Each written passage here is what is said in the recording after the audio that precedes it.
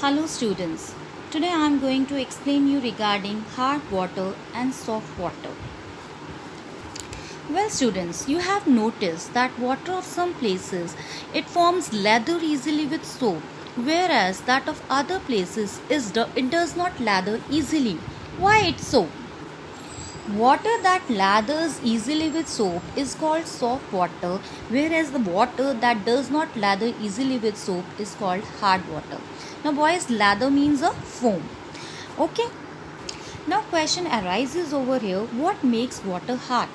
Now boys, the water it is hard due to presence of some soluble salts. These salts are bicarbonates, sulfates or chlorides of calcium and magnesium. Now boys, I will explain you in detail. Now soap, it contains sodium salts of fatty acids and these salts they produce lather, that is a foam with water. However, the calcium and magnesium salts of these fatty acids are insoluble. So when a soap is treated with a hard water, the calcium and magnesium salts of the fatty acids they precipitate in the form of scum. Now boys, what is a scum? Scum is basically a sticky white substance which is insoluble in water and it is only formed when soap comes in contact with the hard water. Now, as a result, the soap it is going to get consumed and no lather is produced. Fine?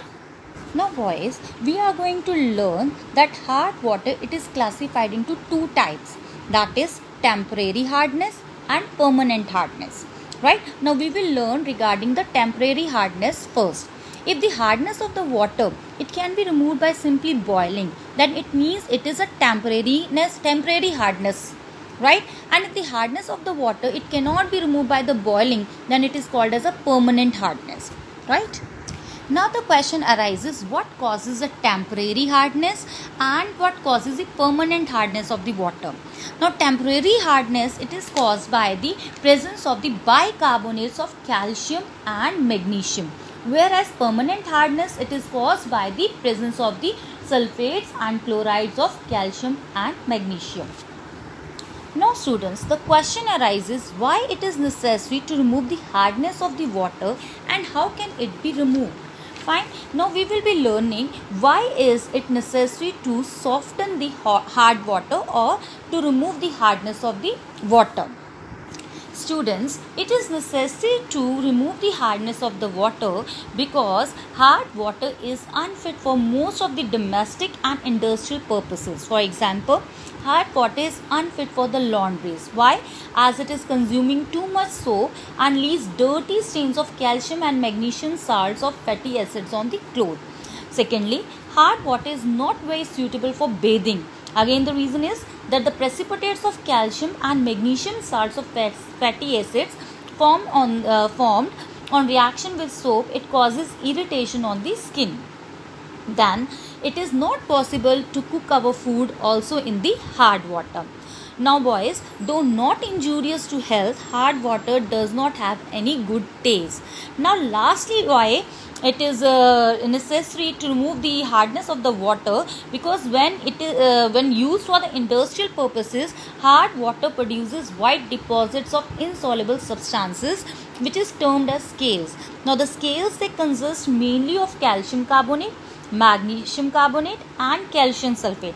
So they deposit on the walls of the boiler and do not allow the proper conduction of the heat.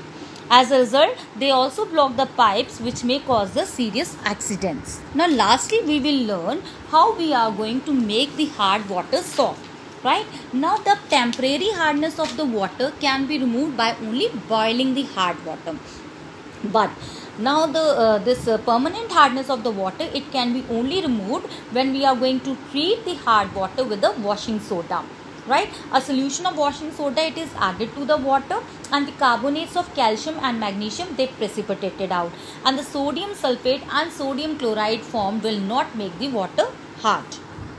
Now students, with this my topic gets finished and now we are only being left with our back exercise. Right? So your homework is that to do your back exercise and we will discuss it later.